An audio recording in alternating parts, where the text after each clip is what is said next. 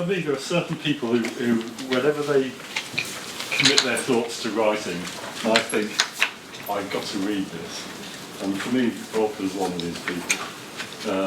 He seems to be one of those people that have a naturally questioning mind.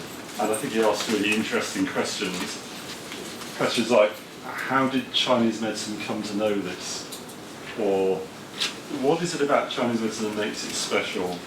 Or how best should we diagnose and treat? All these sorts of digging beneath the surface questions. And in pursuit of these kind of questions, Volker studied herbal medicine and acupuncture, and then went on to study in depth in China.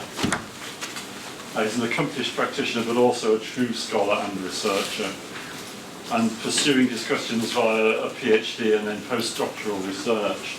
And Volker's now director of the East Medicine Research Centre at the University of Westminster, and continues to research profound and important questions about the nature of our medicine.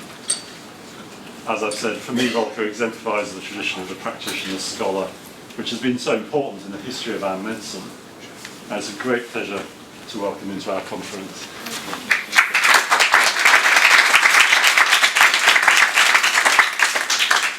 Okay, thank you very much for these kind words. I hope I can do at least a little bit of justice. I mean, for those who don't know me at all, I'm a practitioner. I've been practicing for a bit more than 30 years. But I also, very early on, got interested initially in the question of what Chinese medicine is, because I think that is not clear to us. But we think we know it, but actually if you look at it historically, it's actually it's kind of like a black box. Once you open it, it becomes quite a complicated thing. So when I was invited to come here and talk at this conference, Kevin said I could do whatever I wanted to do. So what I originally wanted to do, I wanted to talk on something totally different, because one of the things, in my quest to discover what Chinese medicine is, over the last few years I discovered that what we think Chinese medicine is actually German. That is true. I mean, I'm not joking, yes, okay? But I wanted to have a little bit more time to explain that to you, and they didn't have the time. But hopefully it will work out next year. So if it works out, I will show you next year that what we think is Chinese medicine is actually really German. Yeah, okay? It's true. I'm really not joking. It was a big surprise to me. It's not because I'm German, yes, that I wanted to make it German. It is like that, yeah. You're making up for VW, aren't you?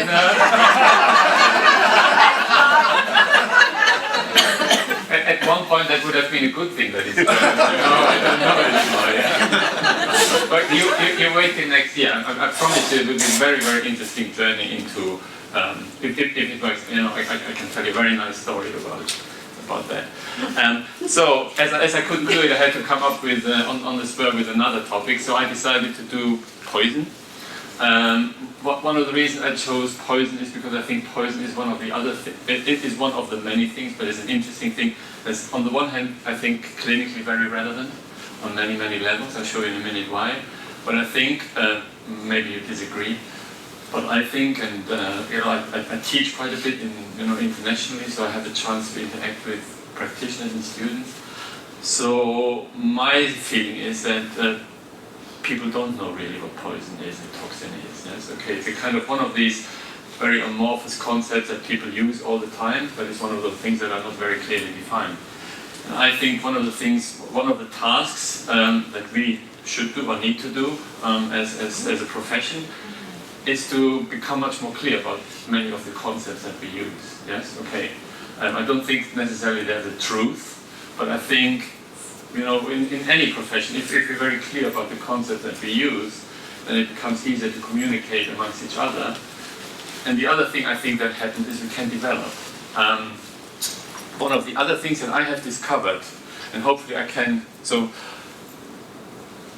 show that to you a little bit in the course of this talk, which will be, apart from being a practitioner, I'm a humanities scholar. I started off as an anthropologist, but I'm turned more and more into a historian who uses anthropological techniques.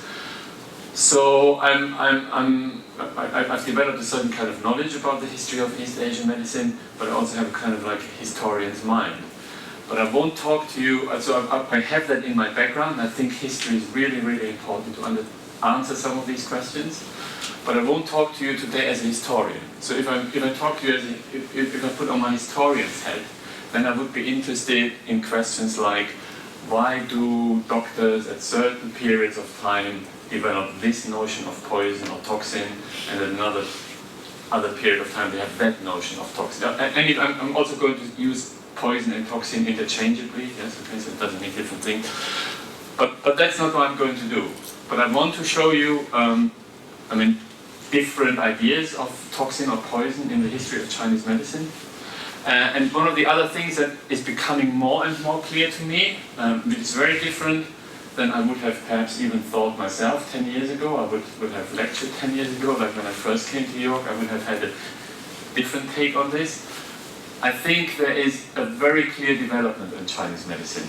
And I would say it's a development for the better. So there's a progress in Chinese medicine. However, and I'm very convinced that if Chinese medicine wouldn't have encountered kind of Western imperialism at the time that it did, the kind of Chinese medicine that we would be practicing now would look very, very different than we are thinking about Chinese medicine now and how we are practicing now.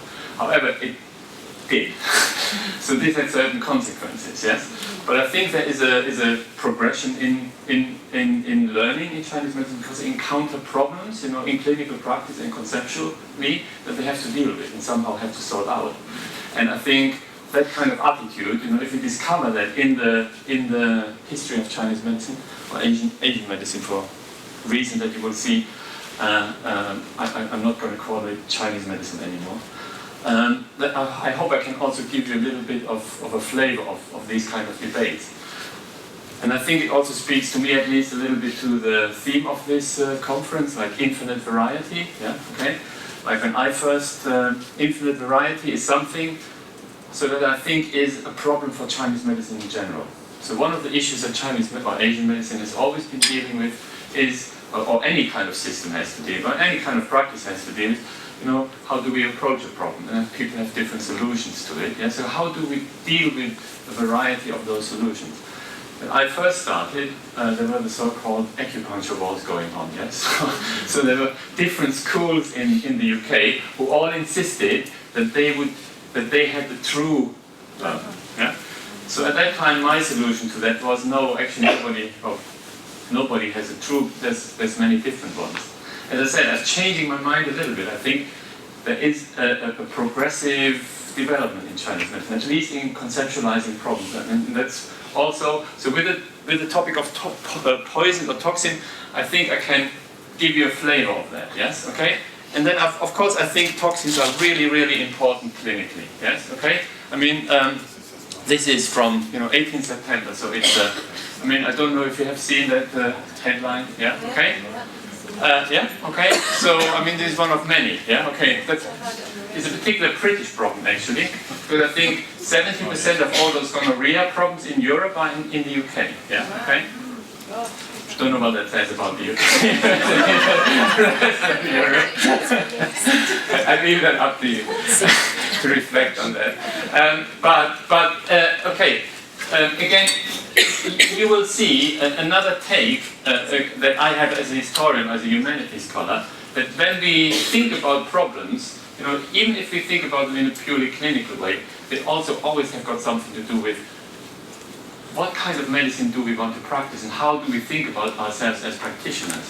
So again, when I first started, I think it took me about 15 years until I had the first infertility person come into my practice, yes, and now there's lots of people who just do nothing else, yes, okay?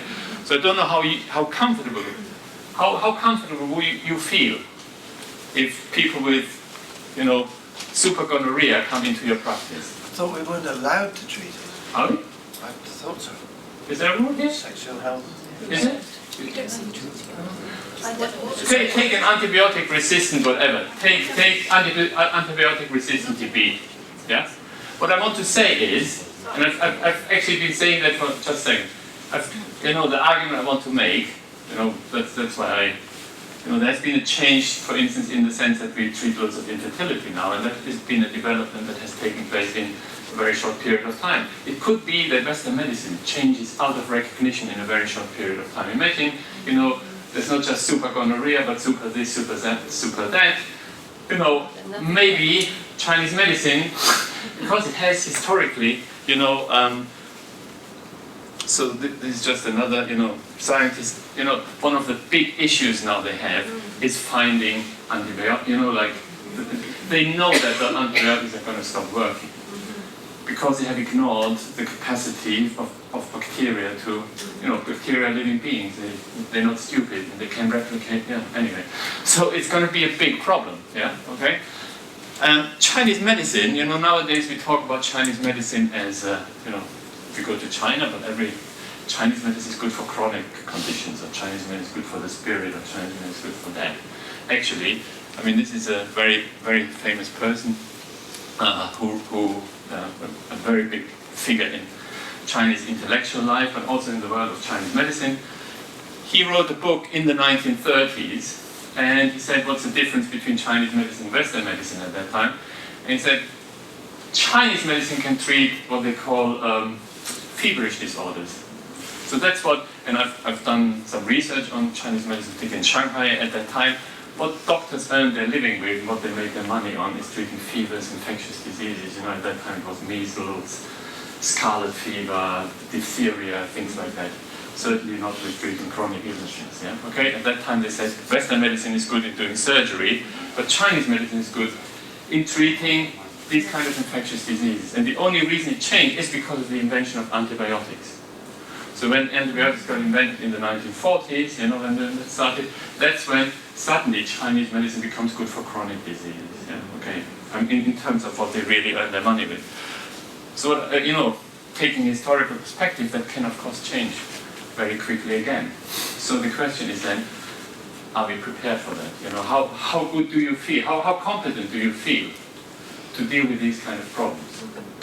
Or do we see ourselves? When again, I first started, Chinese medicine wasn't, to me, an alternative medicine. It's kind of like doing something different, not a complementary, not making up for the deficiencies or So, and I think, historically, that's what Chinese medicine always has done, dealing loads and loads with these kind of illnesses. And I think it's an excellent, excellent resource, potentially. And again, I want to just give you two examples. One is more from my own practice, and one is from the practice of some of my students. So I had a patient who came to me. She had been bitten by a spider in India. Okay? So we bitten by a spider in India, and she developed fever. And then she developed carbuncles. Okay? Sort of like really big carbuncles. So under her arms, different places in her body. So you got a series of antibiotic treatments, but it didn't clear it up. So, they would get better for a while, but then the fever would come back and the carbuncles would come back. So she comes to me for treatment. Obviously here the association with poison is very, very close. And I will show you later on that there's a very close association with poisons and kind of like infectious, feverish diseases, this kind of thing. Now, I wasn't, when I received my training, in my acupuncture training, and I'm not joking, people were sent when they had an acute illness, they were sent to go to their doctor and have antibiotics there, so that afterwards we could concentrate on their constitution. Yes, okay? I did my herbal medicine training, the kind of traditions that had to do with, what we would call these infectious diseases, we talked about maybe 2 hours, 3 hours in the whole course. Yes, okay? So it wasn't a big thing.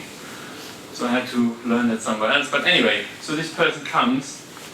It's not something it's the first time I ever dealt with poisonous spider bites. But I have I've developed some understanding through engaging with these kind of traditions, and using actually acupuncture and herbs together, I was able to help her get rid of that infection. I've seen the woman 10 years later, or 15 years later. She came recently to my practice again for something totally different, and it never occurred again. So that's yeah. Just last week I did a course, and I've talked to one of my students. He's a doctor in Germany. So he told me he got a case of TB. Again, somebody who had not TB, sorry, pneumonia. Yeah, okay, pneumonia. The person had, they couldn't get rid of it. They had it for months and months, and they couldn't get rid of it. And I had taught them an approach of a Chinese doctor for how to deal with kind of like really serious toxins, and he used that approach, and within 1 week the pneumonia was gone. So I think there's an enormous potential for us, but we need to be ready. It's not good enough to know that they exist, but we have to obviously learn them. I cannot teach you that in an hour and a half or whatever is left here. Yes, okay. Depending on what your background knowledge is, I think it takes anything from maybe between 50 and 150, 200 contact hours to get some kind of like grasp of it. But I think it's there. So what I want to do here is much more, as I said before, make you think about this, yes, okay, and then show you some options. I like to do that in an interactive way because I don't know what your background is. So if I'm starting to bore you because I think I know all of that, just tell me.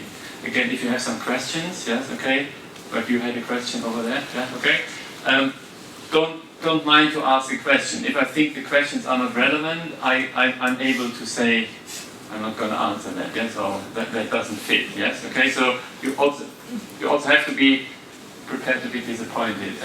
So if you want to ask a question? Yes, Professor, what it was is that... I'm Volker, so...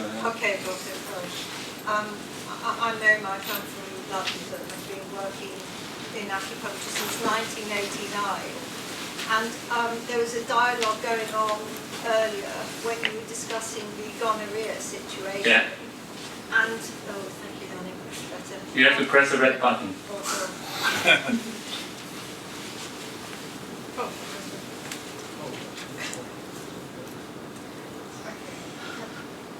No, the red button on the side. Yes, we did, but it's the bottom. Yeah, okay. Hi everybody, my name is Mary, I'm from London. I've been working in acupuncture since 1989 and trained under the 5 element system. My reason, Volker, for putting hands up was there was a dialogue regarding the gonorrhea, and I thought I overheard somebody say we're not allowed to treat that. And so I just wanted to get some clarity and qualification. Okay, and so if you're not allowed to treat, I think I want to leave that aside, but you're not allowed to treat that? No, you have to report it. It's a reportable disease. Yeah. It must be reported because of controlling the spread of the epidemic. So most of the people at the moment, they would come to us anyway, but I'm just using that as an example, yes, of antibiotics, that in 5 or 10 or 15 years' time, the kind of people that might come to us for totally different diseases than they come to us today. Yeah. So basically, I want to say dealing with toxins is not just might become very relevant in our time. Yeah. Okay, in our lifetimes. So there's also some other stuff about toxins. Look, if you look at the modern TCM textbook, I've taken this from a typical textbook says very little needs to be said about toxins, yes, okay, and then we can move on, yes?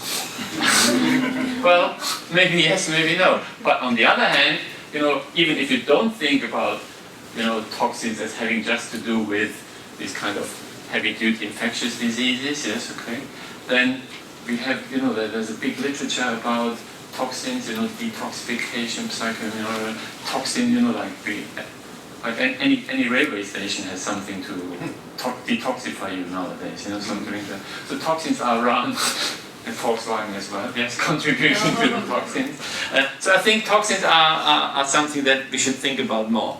So, okay, I'll go through the history chronologically, and one of the reasons I call it East Asian medicine, as you see, I don't think, the idea that there is something like Chinese medicine is a very, very modern invention that comes only from the kind of early part of last century. It's very clear that as in Western medicine, there is kind of like, it's nonsense to talk about German medicine. Even so, there are clear differences between how Germany approached modern medicine and how France approached modern medicine, yes, okay? But nevertheless, there's always continuous influence between Germany, France, in the same way, particularly sort of from 15th century onwards. So there's a very big influence between, you know, a movement of ideas between China, Japan, Korea, different places. And a lot of what we would consider like TCM nowadays is actually Japanese. Yeah, okay. The bit that's not German. Yeah, okay.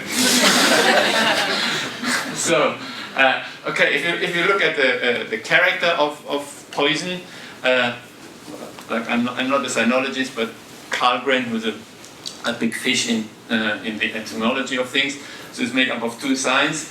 The right one is Shun. He sees it as plants in this particular instance, so it says, and the first one, Wu, means you know, not. So it's plants that one shouldn't eat, but Shun is also life. Yes, okay. So it also says something, you know, that's not so good for our life, maybe. Yeah, okay. So that's etymology. Yeah. Chinese medicine, you always have to start with the Neijing, yeah? Somewhere. That doesn't mean that I think the Neijing is kind of like the solution to all kind of problems, but at least it's a starting point for us, yes, okay? So, can you all read this? Is that big enough? Yeah, okay? So I don't need to read everything out, yes? You can read it as I'm talking, yes, okay? So on the one hand, we have here something that we will see again and again and again. You know, things that we call pathogens nowadays, you know, like wind, cold, fire, these kind of things that come to us from the outside, climatic things, are associated with toxicity. Yeah, okay? So here it's wind, yes, okay? And there's also an idea that, you know, how much something can harm us has got something to do with us, you know, our strengths. Yeah, okay. So there's also an idea that toxins can come from the outside, so here as wind, but there's also this idea that toxins can come from the inside. Okay, so there's two sources of toxicity. Yeah, okay. So something that's, you know, Volkswagen generated, and something that is generated inside of us. So I mean, we will have to see. You know, like for instance, if we talk of, you know, infectious diseases, autoimmune diseases are internally generated to a certain extent. You know, diseases that we see. Yeah, okay. But we'll have to think about that more. And then there's also the idea that, you know, what is the best treatment for something? You know, in this particular passage, you know, the world is divided into different spaces, and there's certain spaces where acupuncture is better, and then there's certain spaces where herbal medicine is better. So you see here there's a correlation being made between toxic disorders and actually herbs, and not acupuncture. So it's also something that we would have to think about. How appropriate is acupuncture as a treatment for, or is herbal medicine better? I mean, these are questions for us to, you know, collectively explore. Yeah? Right, but here we have, so poisons, toxins might come from outside, poisons might come from inside. How do we treat them? And, you know, how do they get into us? You know. There's also the idea that we will see it a little bit, that is also an idea that runs through the entire history of Chinese medicine. So, what is the difference between drugs and food? Peter, you talked about food before. I wasn't here, unfortunately. Did you address that issue in a way? No. Okay, but we will see it's a really, really big topic. So, you know, I mean, on the very simple thing, you know, like fennel. Fennel is a herb, but fennel is also a spice, isn't it? Yes, okay? Or I watched Jamie Oliver last week. He was cooking some stuff, as he does, and he was going to Greece, and he said to this island where people actually live much longer than anybody else in Europe, and I mean, his explanation why they live there longer has to do with cooking, of course, yes, okay? And they use a lot of herbs in their cooking, you know, like wildly collected herbs. Not just vegetables, but loads and loads of herbs in their cooking. So, you know, there is this, so herbs can be,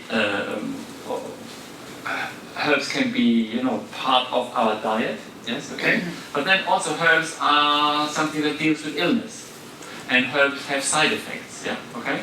And where is the exact boundary between a food and Are tomatoes, tomatoes are solanacea, yes, okay? Are they toxic? How many tomatoes or how many potatoes can you eat? Or gluten? Gluten would be a typical thing, yes? Is gluten a toxin or is gluten a part of our diet? So this is a good part of our diet, yeah, okay? So there's and you will see this is not just a question about what should and shouldn't we eat. As you will see, this is a question about what is and is not the appropriate realm of medical practice. Yeah? Okay, you will see that later on. Yes, okay, which hinges on the definition of should the doctor deal only, for instance, should the doctor only deal with drugs, or should the doctor also give dietary advice, for instance? Chinese medicine or Asian medicine is not in agreement about these issues. Yeah, okay. So, anyways, here in the Neijing you have a clear, and at least in that chapter you have a clear separation, and also in the next one you have toxic and non-toxic drugs. There's this idea that there are superfoods, like gojizi, for instance. Yes, okay, gojizi we can eat apparently it's a superfood, so obviously we could eat 50 kilos or 100 kilos every day, and we would just become immortal. Yeah. Well, here again that is a thing. How should you use these kind of things? Yeah. Is toxic drug, you stop when the condition has improved by 60%. Other people would later on, you will see, they say, no, you have to take them until it has totally improved.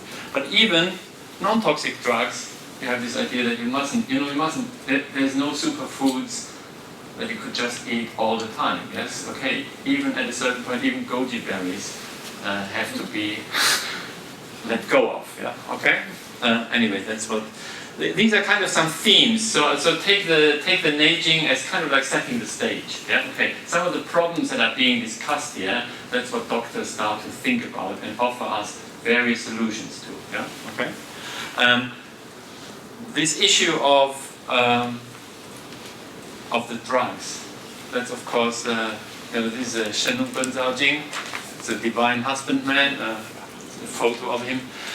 And the divine husbandman, Shen Nong, he tasted all the foods and all the drugs, and then he wrote them up, yeah, okay, and told us what they do.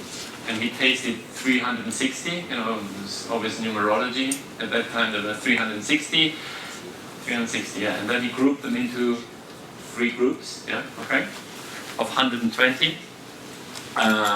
So he had the upper class, consists of 120 drugs, and they should be the chief herbs in the formula. Yeah, okay. They govern the nourishment of life and correspond to heaven. They are not toxic. Heavy dosage and frequent use do not harm people. Those desiring to lighten the body, want to become very old. It's kind of like soup. So we could say the upper class are superfoods. Yeah. Do you know what the first drug is in that class? Ninja. Mercury. In the Shen Nong Ben Zhao Jing, the first drug is mercury. Yeah, okay. So prolonging life, you can eat as much mercury as you want. Yes, okay. You become immortal. It depends what you define immortality to be, of course. Maybe. Okay. So again, there is this kind of whole fashion at the moment, I should say, maybe fetish. Would be a better word than the authentic Chinese medicine knowledge is in the distant past, yes, and in the countryside, yes, okay. But this is very distant past knowledge, yes, okay. That would mean if the knowledge is authentic in the past, then we should all be eating loads and loads of mercury, yeah, okay. However, there are also other drugs in this group, yes, okay, some of our own superfood. But there's this idea that there are some foods that can prolong life. Yeah. Okay. There's some drugs that can prolong life. There are our ordinary drugs, so the middle group, and then there is the lower class of drug, and they are also 120, and they have the lower role in the formula. So you see, they are not so valued. What is clearly valued here is medicine not so much as being concerned with treating supergonorrhea, as medicine being concerned with prolonging life in a certain way, isn't it? Yes, because otherwise we could say treating supergonorrhea is the most important thing, so these toxic drugs are the most important things. Okay? And once we have cured supergonorrhea, then we can eat goji berries or can turn towards, mercury. But here is clearly also, these are also, that's what I want to say, these are value judgments. And they have something to do with what is appropriate job of a doctor, yes, okay, what should he be, first of all, concern himself with, yes, okay? So you could say, in this perception, or the kind of ideology behind it is, maybe, like we sometimes say, maybe you should treat people when they're not ill yet, yes, okay, because you give them goji berries, yes, okay, as you will see, other doctors afterwards, in the history of Chinese medicine, take a very, very different point of view. They would say, these drugs are the real tools of a doctor, and all the rest is, is problematic, yeah, okay? The other thing that's in here, which I think is important, an important part of Chinese medicine, is a bit different from Western medicine. Obviously, you can combine these drugs, so you can, buffer their actions. So if you have something very toxic, by learning how to compose formulas, yes, okay, you can actually direct their toxicity, do something about their toxicity, preparation, for instance, that is a craft of medicine itself. So kind of like fast forwarding from, so this is like also early Han Dynasty texts. I mean, so fast forwarding kind of like almost 2,000 years to a doctor that I've written a lot about.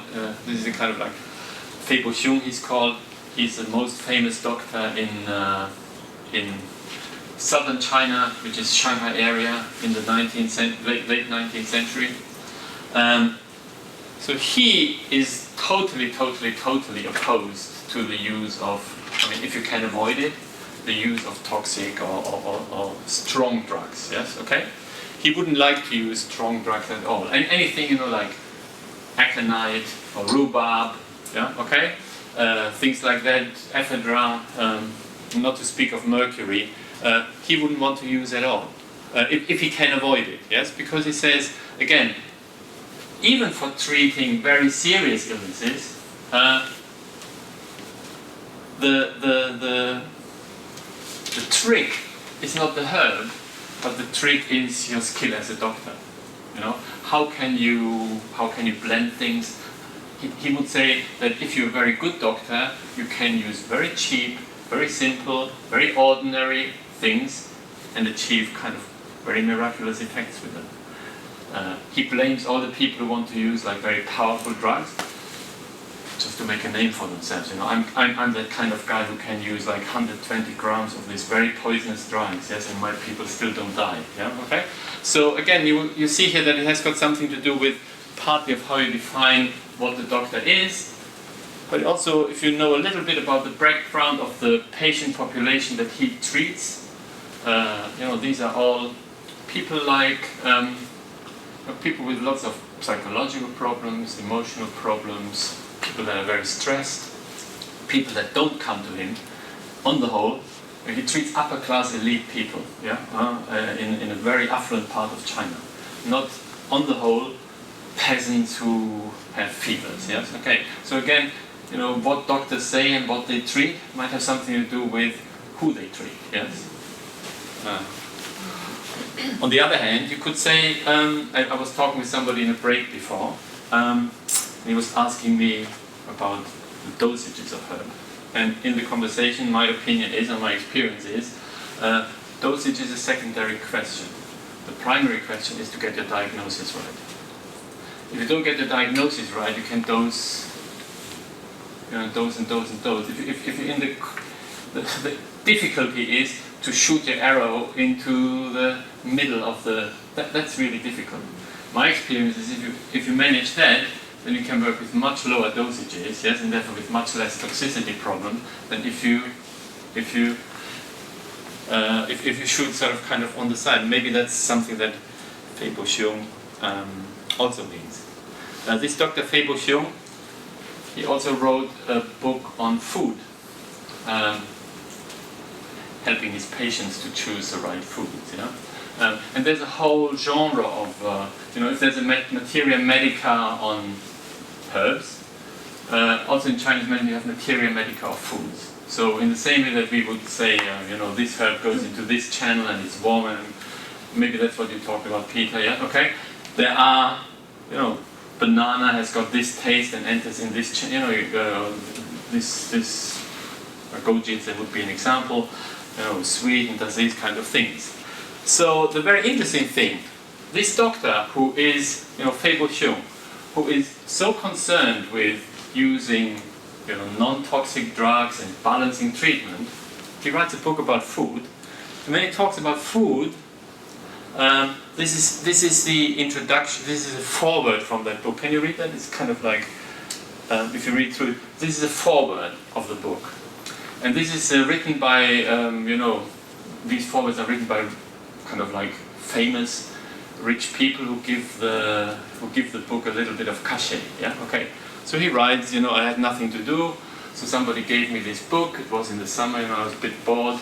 I read this book. Oh, hey, I really learned something very interesting, namely that foods have properties. So it's apparently not common knowledge. And these foods can do all kinds of things to me. They can harm me and they can help me. Yeah, okay.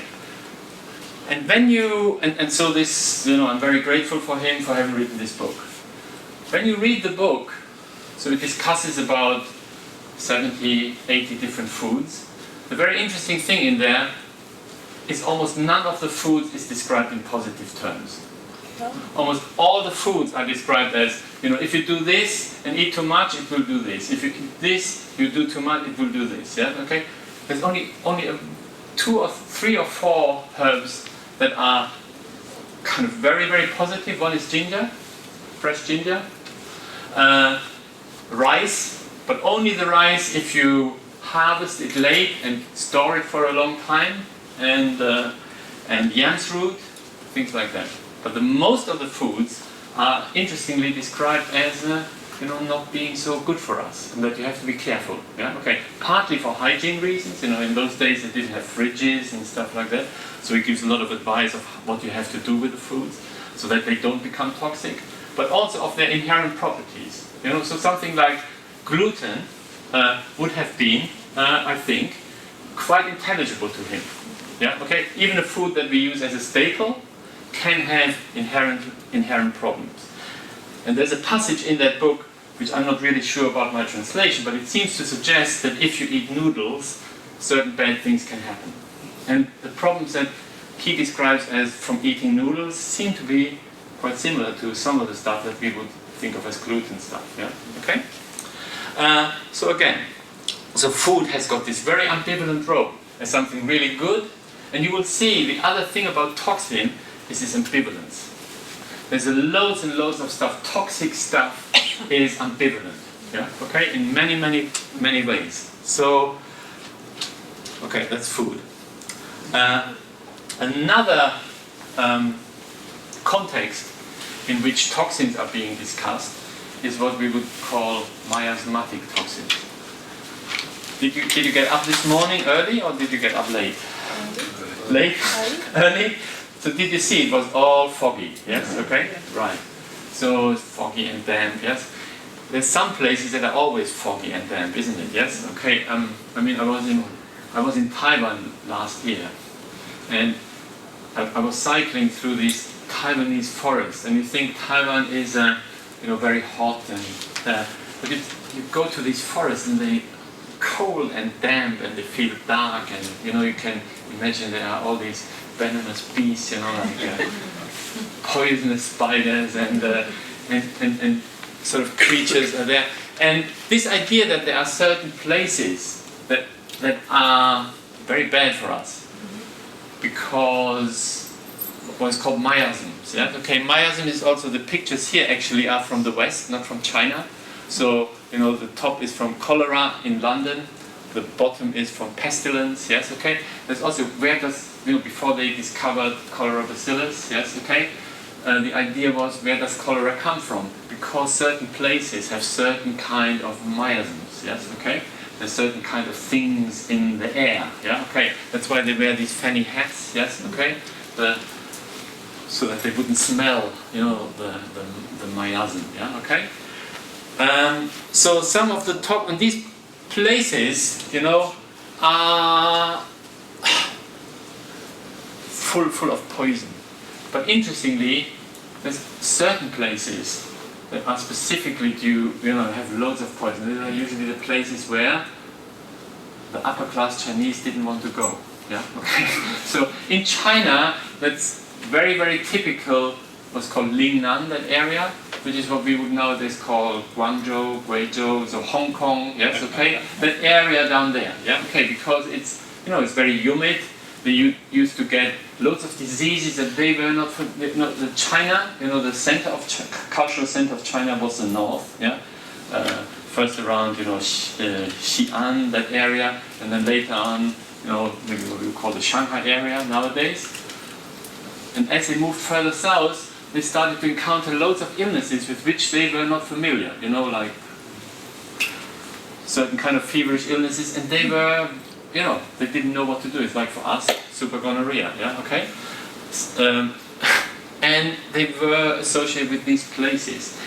And again, you have these places, on the one hand, you need to colonize them, it's a projection of your power, but on the other hand, these are kind of like dangerous places. So toxin has got something to do with the kind of danger that you cannot control, I think, yes, okay? That danger in terms of food is sometimes talked about as warm toxins. Do you know that idea? Have you come across that? Yeah? So this is the idea that in our bodies there are these kind of three worms. They are associated with the middle jaw, upper jaw, lower jaw, and there are pictures of them. They obviously did kind of like electro microscopy or something. Yeah, okay. they had a clear idea of how these worms looked like. There's more worms, and they gave them names and stuff like that. But the idea is that these worms are inside of us. They are associated with a Po. If you're into these spirit kind of things, they're associated with a Po, and they like to kill us. And as long as we eat, we're feeding these worms. So in a certain way, not eating anymore, so kind of like living on light, yes, okay, is a way of killing the worms and becoming immortal, yeah, okay. So again, you have here the idea that food inherently is problematic, or eating. And I will come back to this idea, that there's some issue about eating which has got to do with toxicity. And, and I think, thinking back to Fei Buxiong, we have to remember those are times where there are no fridges, yes, okay, there's no food safety. So partly it's what the food is, but also is, like I talked to a friend of mine did anthropological fieldwork in Sichuan province, yeah, okay, not too long ago. Sichuan province is a kind of very damp place in China, yeah, and she did it in rural Sichuan. So this is not more than 10 years ago. And she described to me, their food goes rotten. Yeah, okay, what they store, their food, that's why they like spicy food. Because spiciness covers up the taste of the rottening food. Yeah, okay? So, can you follow that? Yeah, okay, so there's lots of... Well, but that is kind of some... So if we think about all these ideas, we also have to place them always, that's why I think history is really important, place them in the context of the populations that were being treated, the places, things like that are important to us. To think about, yeah, okay. Interestingly, this idea that there are these worms, and that is another interesting thing about Chinese medicine. Chinese medicine adapts continuously to changing context. So on the one hand, you have the worms. They are associated with a disease that is called Lao. Lao means, it's often translated as consumption or taxation, yeah, okay? It's becoming very, very fatigued, yeah, okay? But not dying. So on the one, so here you have from 1587, you have this Lao disease with worms that come from corpses, yes, okay, and moving into the body, yeah, okay? The worms are not just in the food, but they can get you in many different ways, yes, okay. corpses would be one. And then they can eat a whole household. Yeah, okay? Fast forward 400 years, TB is a major illness, you know, in 19th century Europe or early 20th century, yes, okay? TB is a big problem in China, but also here. And TB, what TB patients, what, you know, they become tired, fatigued, exhausted, yes? So this kind of idea of Lao becomes very closely associated with TB. And Chinese medicine always knew everything before Western medicine knew it, isn't it? We all know that, yes? Okay. So this doctor, Ding Fu Bao, is again a very, very famous person in the history of medicine or Chinese thinking around that period. What happened is that they started to reinterpret the idea of bacteria as being associated with the idea of the worms. Yeah, okay? So claiming in that way that they had a way of addressing this, you know, to a new population that doesn't believe anymore in worms, but believes now in the bacteria, but linking the bacteria to the worms, yes, okay? So you can claim that Chinese medicine has a treatment for it, because it previously addressed consumption through worms, now, and because worms are bacteria, yeah, okay. Another context, which is also quite interesting, maybe have you heard about that? Goo poisoning? No? No. You don't know goo? No. Goo is really important, yeah, okay? Especially for women, as you will see in a minute, yes, okay? Okay. Goo is when you do this. You get a dish or a jar, like at the bottom, yes, okay? And then you fill that jar with creatures, you know, like centipedes, snakes, poisonous frogs, whatever poisonous spiders, you know, whatever poisonous, toxic, dangerous creatures you can find, you put them in, yeah, okay? And then you close the lid. And then you bury it, you know, you have a picture above of these creatures, yes? And then you put the lid on it, and then you bury it for a while, and then, you know, a year later or so, you open it, and then there's only one of them left. Oh. And that's a goo. Yeah, okay? Wow. So that's obviously the most toxic of the lot. Yeah, okay? And then, of course, you can use that to do all kind of nasty things. Yes, okay? So that's what you do with them. Yeah, okay. So that's goo is produced by collecting snakes, worms. Apart from anything else, you see here also that there's certain kind of animal, you know, toxin is associated with, you know, certain kind of animals. Yes. The one that remains is goo, but they can change in shape, you know, so what comes out is maybe, you know, something that looks very different than... You can do a Google search and you will find loads of different goos in there, yeah, okay? Click on pictures, yes, okay, you see. So people who produce goo use it to harm others, so poison is also associated with sorcery and that kind of stuff, yeah? People who can control goo, yeah, okay? Mainly they place it into the food, you know, if it's inside a person it causes, you know, very particular symptoms, yes, okay? So it's again, you know, associated with medical practice. And if you're a doctor in certain parts or certain times of China, one of the things you need to deal with is not super gonorrhea, but goo poisoning, yes, okay? And it also, I'll show you in a minute, is historically very important, yeah, okay? You know, it's also, you know, we like Taoists, or loads of people like Taoists, and I think Chinese medicine is like Taoist. But here you see, actually, in the history of China, Taoists are very closely associated with goo kind of poisoning. Yeah, okay. It's a big problem in a certain, you know, like in the same way that witches are a big problem for people in certain history of the West. Goo poisoners are a big problem, and they're mainly women. Yeah, of course. So, I mean, that's the other important thing about medicine. Medicine is always gendered, you know, there's always a gender, you know, most famous doctors in history of Chinese medicine are male, yes, okay?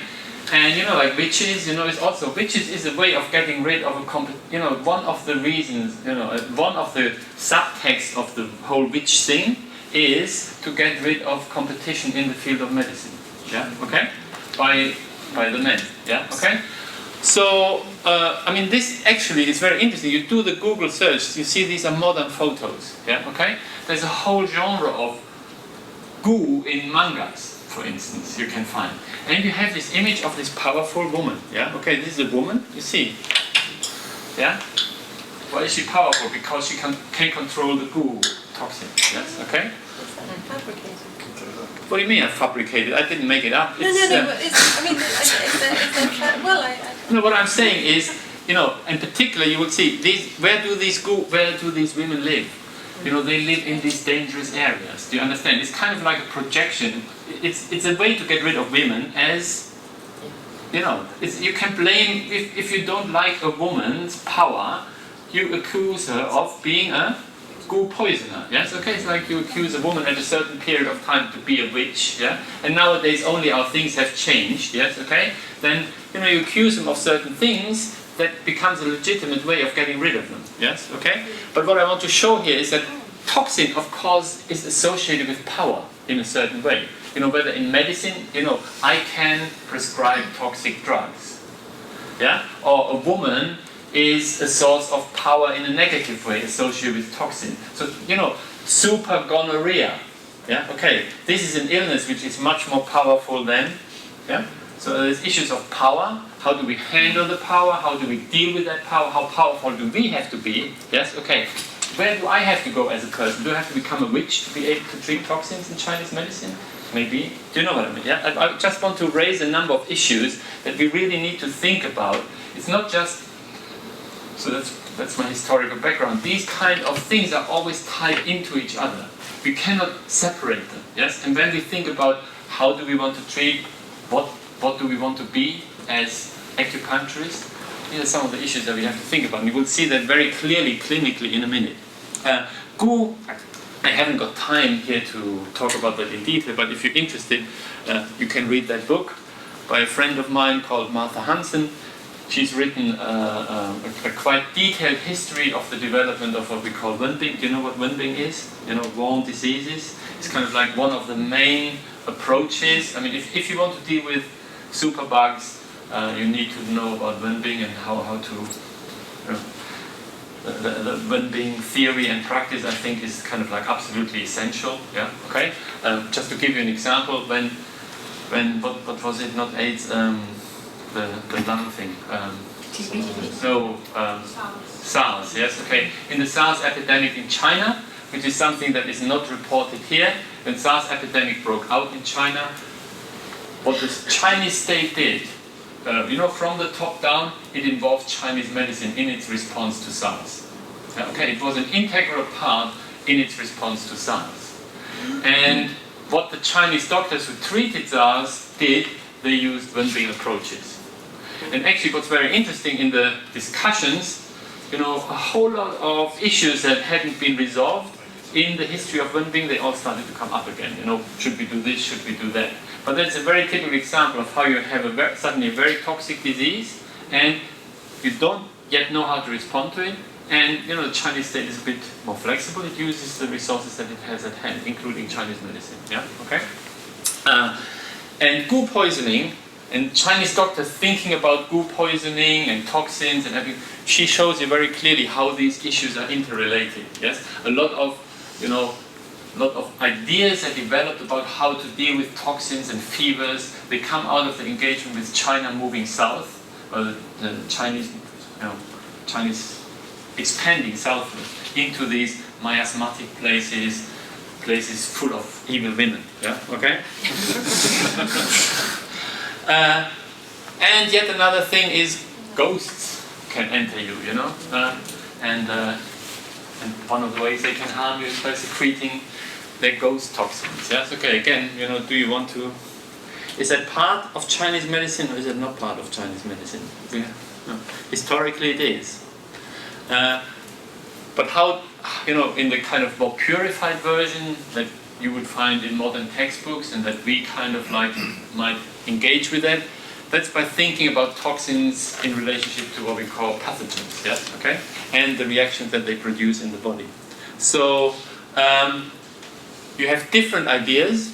On the one hand, you have, we said before, toxins can come from the outside, and they're interrelated with what we describe as pathogenic chi, wind, fire, etc. Yeah. So you have different ideas. On the one hand, you can, under certain conditions, pathogens can transform into toxins. So it would be what you could call an intensification of a normal disease process. So you have heat, yes, okay? So you have maybe fever or a feeling of heat in your body. But when the heat becomes, I don't know, an ulcer or a sore, yeah, or becomes very red and very itchy, then you would call it, and spreads very quickly, you might call it a toxic heat. Yes, okay, so it's in a way an intensification. It's not generically different, but it's just an intensification. Can you follow that? Yeah, okay. But another idea is that some things are toxic by their very nature. Like snake poison, venom, yeah, okay, certain plants, etc., TB, yeah, okay. There are certain things that are toxic by their very nature. And thinking about the difference between the two of those things becomes a problem in, is toxin both of them? Or is toxin only the bottom? Or is toxin only... It becomes an issue for doctors to sort out. This is from, the other main tradition that deals with fever is the Shanghai tradition. And if you look at the Shanghai, cold is described as a toxin, for instance. Yes, okay? It's even described here, it says, cold is yin and governs death. And it's a kind of most formidable toxin. So you have here, very clearly a climatic factor can be a toxin. Yeah, okay? So, yet another idea, and that's why I'm thinking in terms of Chinese medicine clearly progressing. So first you have, until about this time, until about the 16th century, you have idea that in terms of pathogens, as I said, some things are toxic, but in terms of pathogens, fire, etc., toxicity is a kind of like either given in those things or an intensification of those climatic things. Then you have this guy called Volker. Again, I can't talk about him in detail. There's a very, very influential doctor in the development of Chinese medical responses to feverish disorders or heat disorders. He introduces this, he doesn't introduce it, but he develops this concept that diseases can be caused not only by these climatic factors, yes, okay, the things we eat, but by what he calls heterogeneous qi, sometimes called ca qi or li qi, yeah, okay. And what are these kind of heterogeneous qi? He says, regular qi, wind, cold, blah, blah, blah, they can cause diseases, but usually these diseases are quite superficial. But then there are these other things. They are caused by heterogeneous qi, and they are located deep in the body, and they are very difficult to treat. And so he makes a difference between, superficial things, wind, cold, they just cause a flu. But these heterogeneous qi, they would cause a pestilential disorder. They wouldn't just cause pestilential disorders. He says, heterogeneous qi give rise to most disorders, although conventional wisdom mistakenly attributes them to the 6 climatic qi. So he says doctors who only treat wind, cold, damp and dryness are actually rather inferior doctors. Yeah? Okay, what you really have to know about is about heterogeneous qi. And heterogeneous qi to him, they cause more serious diseases. But he's also very clear that different diseases are caused by different heterogeneous qi. Can you follow that? Yes? So some modern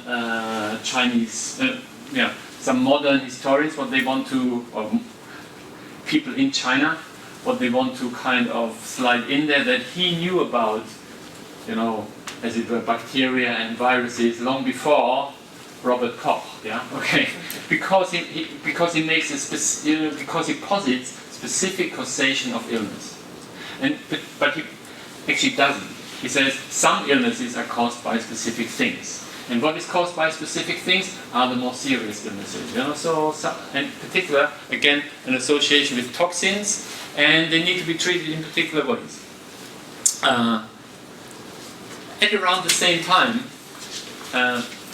moving from China to Japan, you get also in Japan a very kind of like new and interesting engagement with the idea of toxin. Particular in something that is called the ancient formula current, called the Gufang pipe. And this person, Yoshimasu Todo, is a kind of like embodiment of that approach. That's why I'm listing it here. These people, they did a number of things. Their theory was, or they developed a new, Yoshimasu Todo developed, he became quite critical of the medicine of his time. And the medicine of his time is very similar to what we would think a typical Chinese medicine practice consists of. So you have your patient come, you diagnose them, you prescribe a formula, then you make them come the next week again, you modify the formula, or you give them acupuncture treatment. The next point you choose some different points, and you have them come the next week, and then you have them come every 2 weeks, but you do that for the next 4 or 5 or 6 or 7 or 10 years, yes, okay, whatever. He said, that is just like really, really, really bad, yes, okay, that's not medicine. Medicine is about curing disease, yeah, okay? So when you cure a disease, what you have to do is you have to use very powerful drugs that make people ill. He calls that, what is that, Munken, yes, okay. When you give drugs, the patient must experience a reaction. So Munken originally means dizziness, yes, okay, but it could be, vomiting or snakes crawling under the skin. If a patient doesn't experience this kind of very strong reaction, it's not medicine.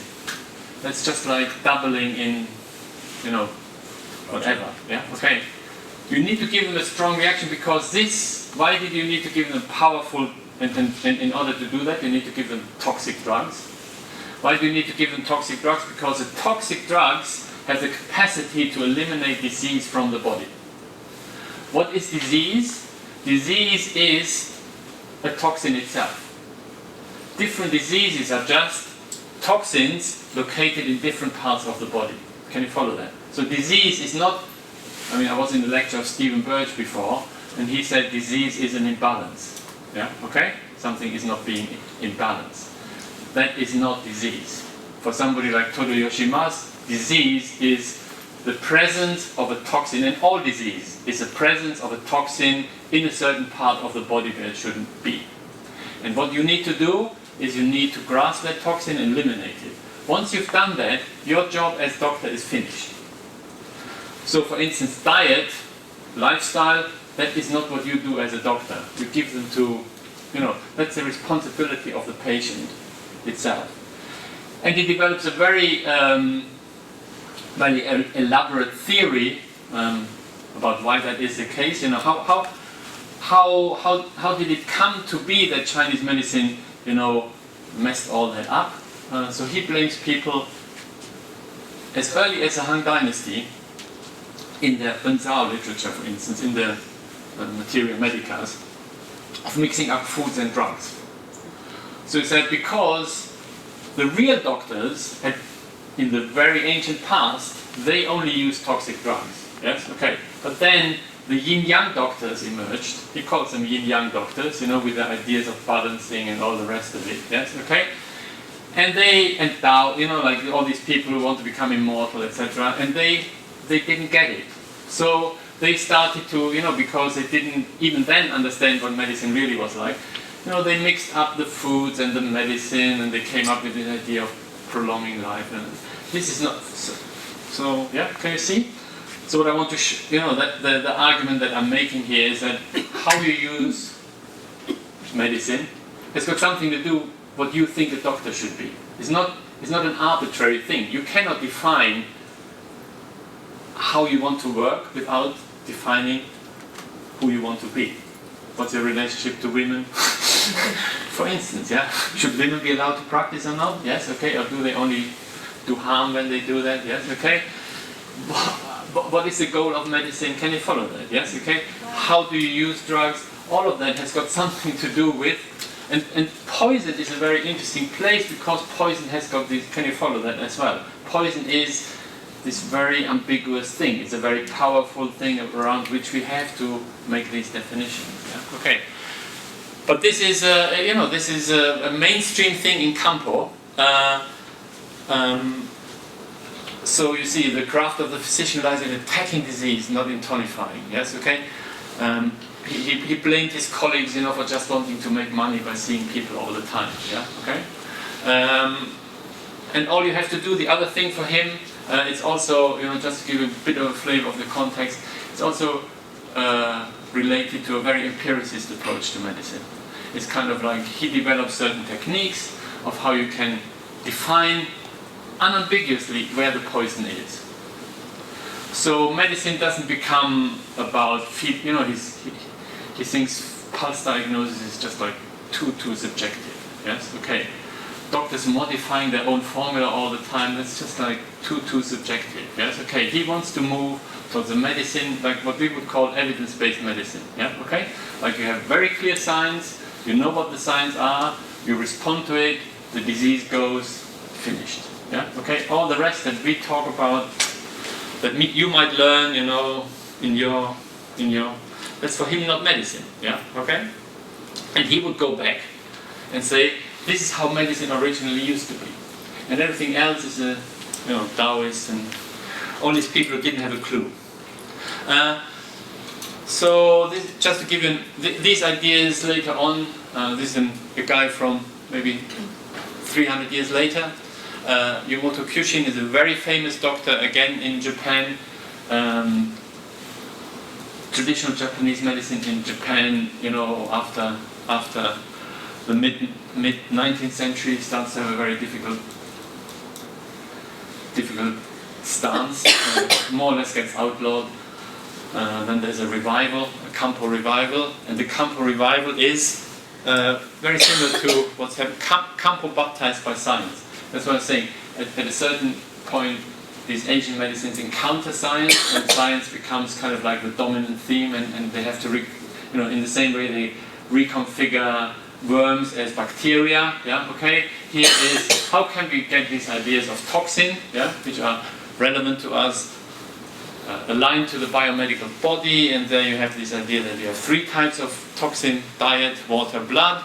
So toxins that enter through the bowels, the kidneys, and the liver. So all I want to show, again, I can't talk about that in detail, but in Japanese medicine, in herbal medicine, unlike acupuncture, it's very different. But in herbal medicine still, there's a real emphasis on just getting rid of things. Not so much in tonifying and, okay? Now some people, I think that's wrong. I think that's totally wrong actually. But if you look at, some of what some really important historians write about the difference between China and Japan, they would say Japan is concerned with eliminating and China is concerned with tonifying. Yeah, okay. I think that's not true, but because of the of these guys and their like for detoxifying formulas and detoxification. Yeah, okay. You can see that. So the question for us then becomes how to deal with infinite, how to deal with all of these things. One thing is very simple. You just say, oh well, that's history, and that's it, isn't it? Okay, you had these witches and the evil women in Yunnan who used goop poison, who still exist. Yes, okay. Wait. What about the good women? Yeah, well, they don't exist. At least not in Chinese medicine. Yeah. So you have a Japanese approach. I don't do Japanese medicine. I do Chinese medicine. Okay, these people deal with toxins, but I balance the emotions. Yeah. Okay. So that's one way. You just say it's very interesting historically, but so what? But as I said, so what? That's okay.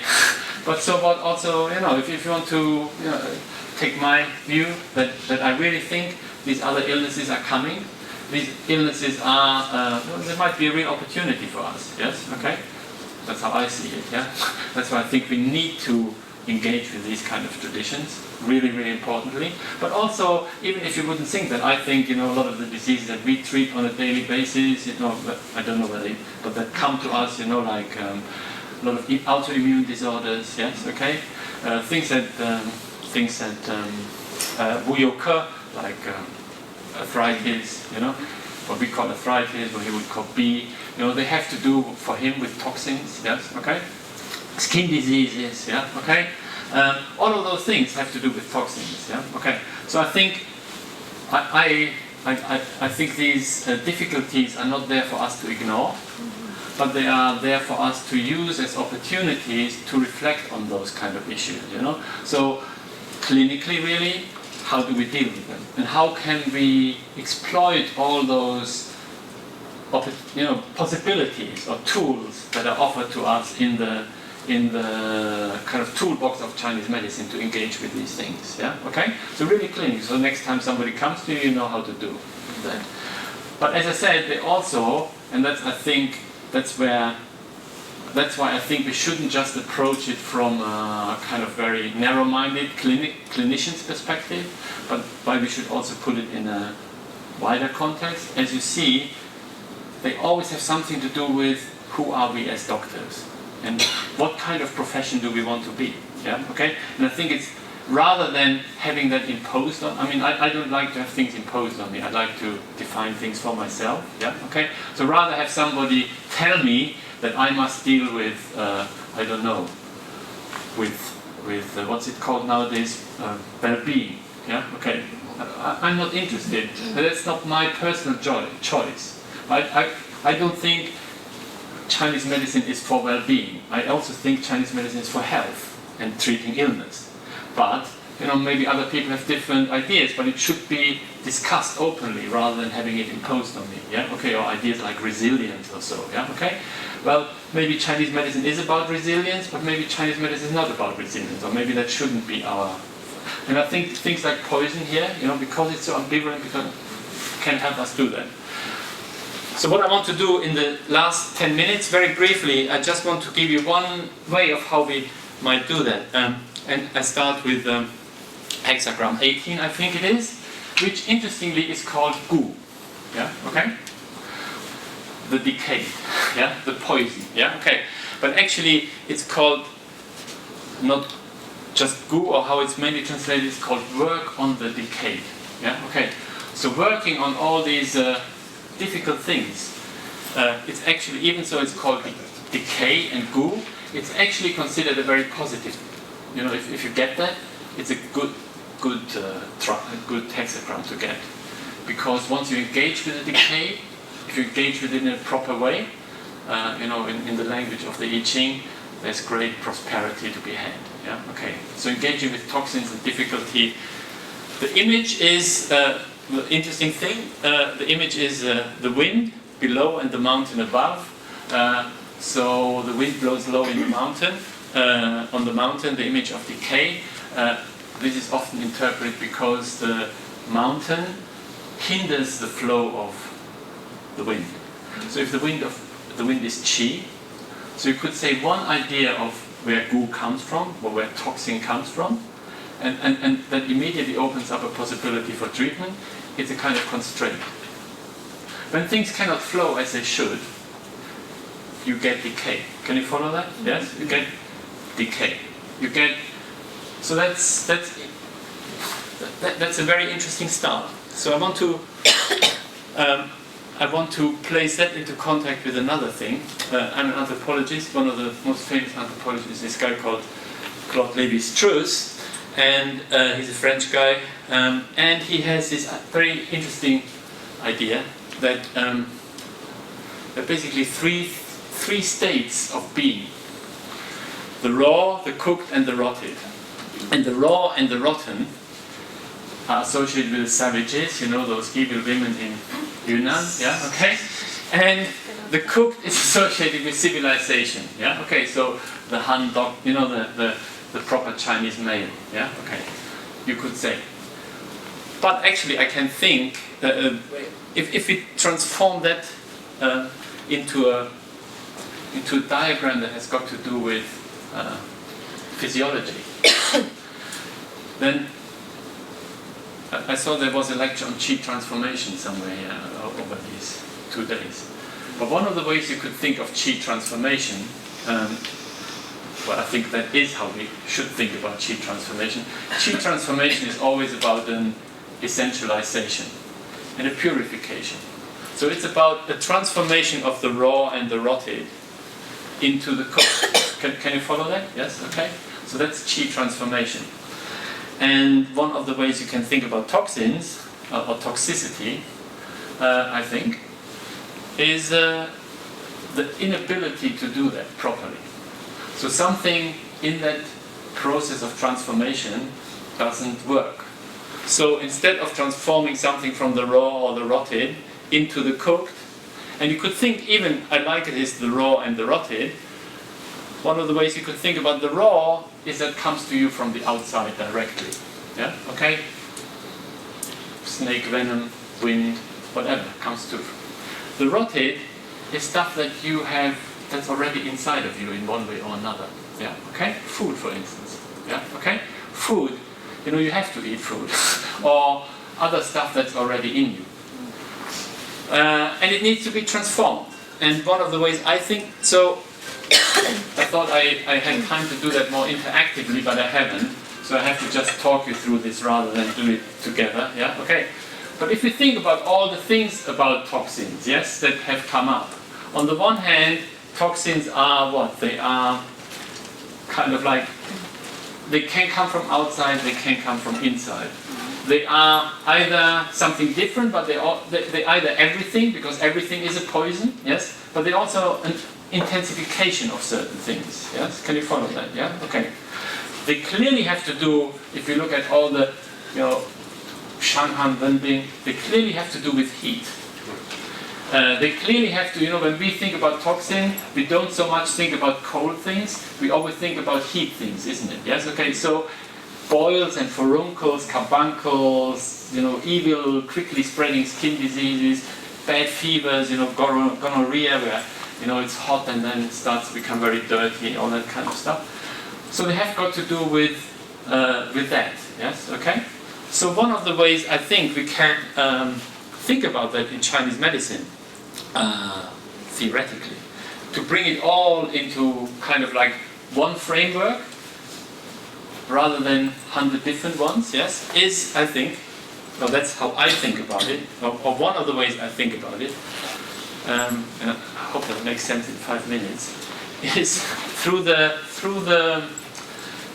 interaction between the ministerial and the imperial fire in the body. Do you know all those things very clearly?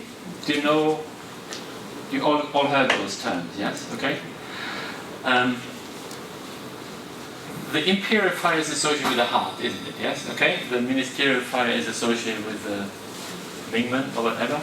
It's an idea that only comes in Chinese medicine again in the kind of like 15th, 16th century, and I look at it through some people who worked in the 19th century.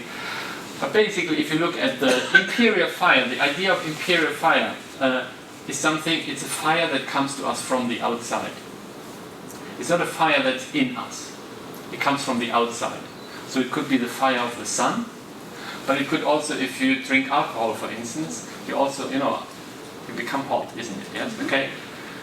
Food is, how food is.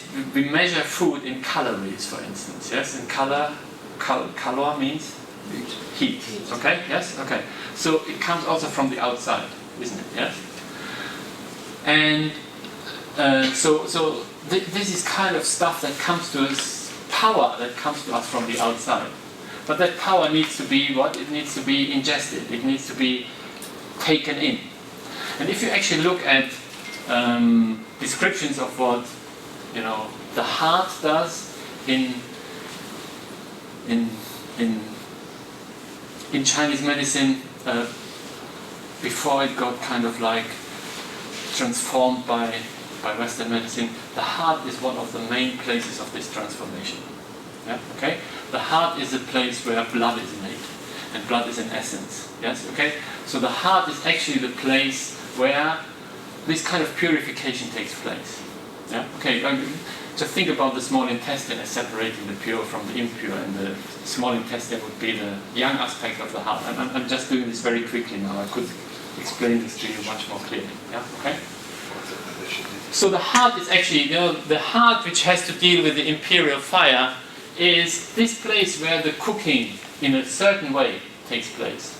Or it's responsible for that kind of separation between what is pure, what we can take in, and what we need to take out. The engagement with that kind of power that is in the toxins. Yeah? And the fact that the heart can do that is because it has the ministerial fire available, which does the cooking, so to speak. Can you follow me? Yeah, okay? So toxins, I would say, if you go back to what we had before, toxins is when things accumulate in the body that should be cooked but are not cooked. So bacteria, if you can engage with bacteria in an effective way, they're in your body, but your immune system can eliminate them, isn't it? It can separate, it can get rid of them. It doesn't keep them inside. Food, if your body can deal with food in a proper way, gluten, it digests it in such a way that it doesn't become a toxin for you. Yeah, okay. However, if the gluten cannot be properly transformed, yeah. Let's just imagine that's because you haven't got enough fire to boil it. Yes, okay. Transform it. Yes, 5 minutes. Yeah, I know. Then of course that doesn't work. Yes, okay. And if you look at I have 5 minutes. I hope that gives you an idea. So if you look at in the history of Chinese medicine, sorry, I had another slide that has mysteriously disappeared. Okay, so wait a moment. No, we don't need to. So one of the ways we could deal with toxins, and again, toxins in a very, very simple way, is by looking at all the treatment strategies that deal with the relationship between these two types of fire. And in herbal medicine, that's very easy for me to do and to think about.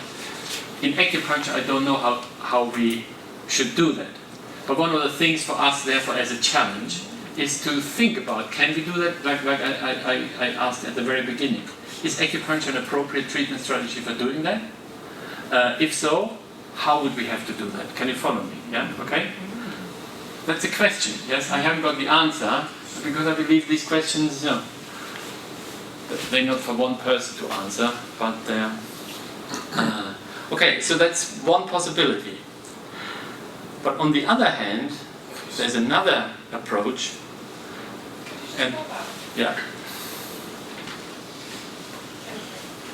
So basically, that's excess fire would mean you have too much fire in the heart. That the heart, you have assimilated something that the heart cannot, that accumulates there. Yes, okay, and you have also all fire, pain, and swelling is a toxicity of the heart.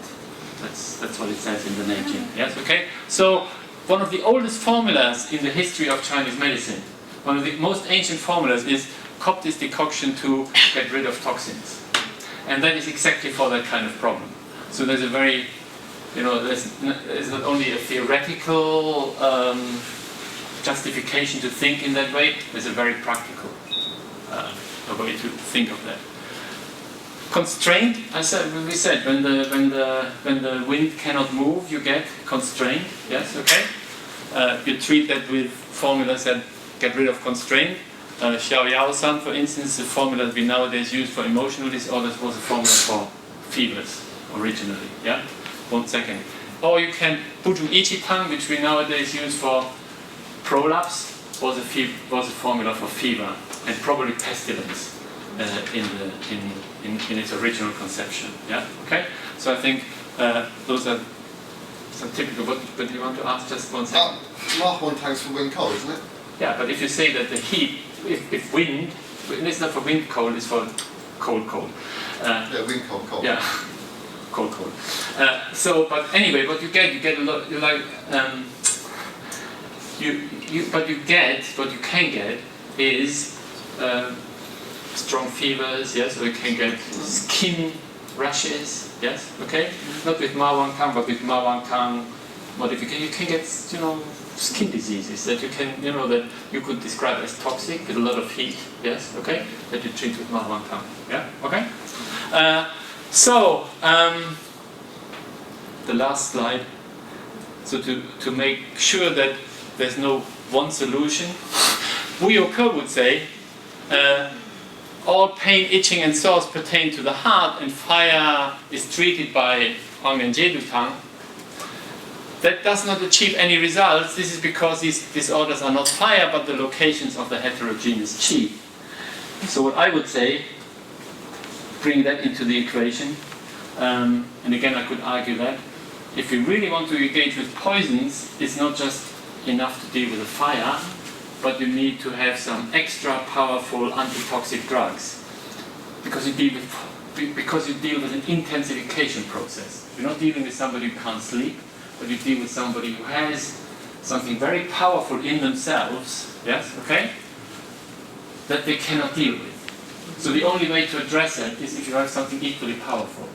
And there's a whole class of drugs called the detoxification drugs, the ones that we usually don't learn, yes, okay, but they're very big and they're all toxic.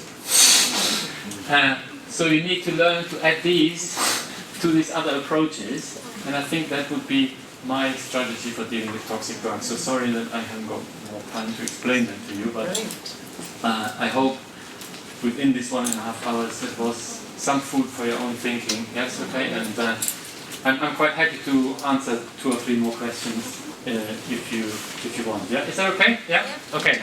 Yeah, could I just ask the question of, isn't toxicity all to do with the concentration? Because at one concentration it might be medicinal, another time it might be toxic. As you see, there are different, I said it can be, in the history of Chinese medicine you have one idea, it's an intensification. Yeah, okay? The other idea is something totally different. Like he says, there's heterogeneous qi.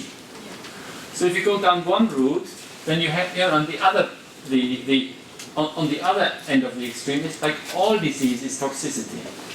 So in Chinese medicine, you have all these different approaches. So I'm not here to say to you which one is right or not. I'd say to you, but the other thing I try to show you here, there is in the and sorry that it's all been so fast, but there is, in my opinion, in the history of Chinese medicine, a development where they really start to work out these problems very, very clearly. And before you find a solution, you need to work them out. Can you follow that? Yes? Rather than have a mixture of like all these junk. So I think they started to become more and more clear in working them out and offering us alternatives. So like Volker is somebody who says there are certain things that are like this and certain things that are like that. The Japanese guy says everything is a poison. Does that make sense? Yes, okay? This poses to us challenges, and we can think through this one or we can think through that one. So you're also saying matching one toxic thing with a toxic thing to deal with. I think I would, no, my personal approach at this moment in time is to go through this physiological interpretation. I think it must be a heat thing, either too much heat or too little heat. Yes, okay?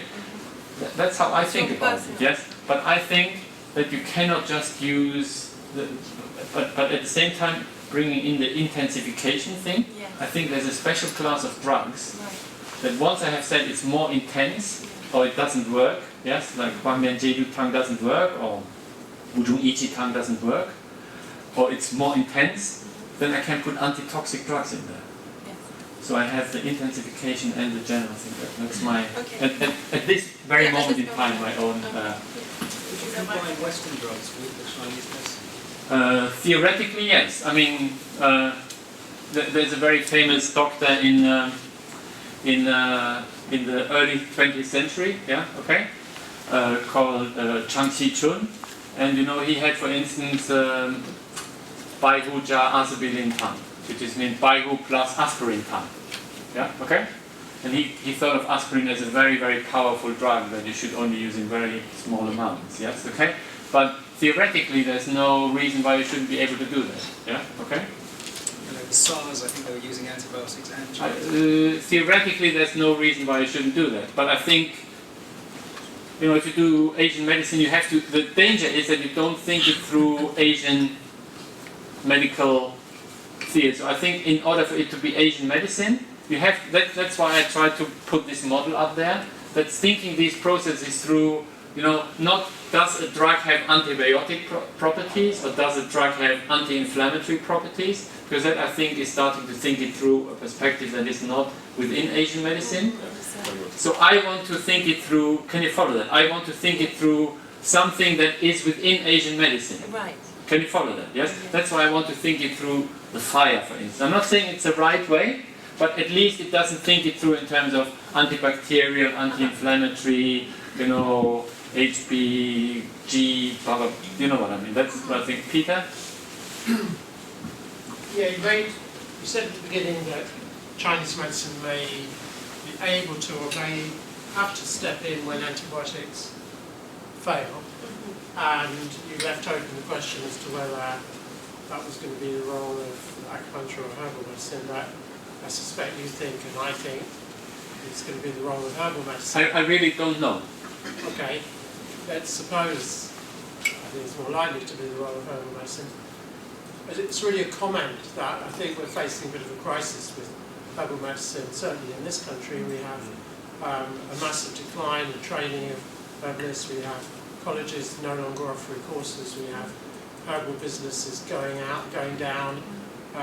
If we really think that this is going to be an important role for Chinese medicine in this country, we really have to put our heads together and figure a way to really strongly revive the study of practice of herbal medicine. I couldn't agree more. I say that to everybody here, who I suspect are mostly acupuncturists.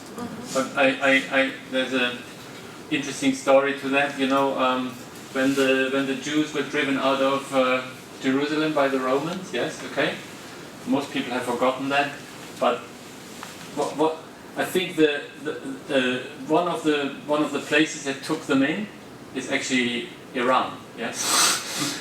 Interesting. Yes. Judaism wouldn't have survived without Iran. Yes. Okay. And from what I know, the school where all rabbinic thoughts nowadays kind of really come from is from a very small group of people who got kind of asylum in Iran. So I think the important thing is to keep the flame alive. It mustn't stop. You know, at the moment, the power is not, you know, whether I totally agree with you. But I don't think of it as, you know, I'm not pessimistic on that level at the moment. Yes, because things can change so much. As long, but I think the people who study herbal medicine, they need to study that kind of stuff. Even if they do not engage with it in clinical practice. You know, even if your clinical practice at the moment is not gonorrhea or drug-resistant TB, but you need to know where that stuff is, and you need to have a kind of foundational knowledge of those things, I think. Yeah, okay. But of course it has got something to do with what we think medicine is about. Yes, okay. It's not what you can probably make your living on at the moment. No. Preparation. But maybe in 10 years' time. Yeah, okay. So that's what I think. So maybe I should leave it at that. Sorry that it was so fast. Yes, okay. But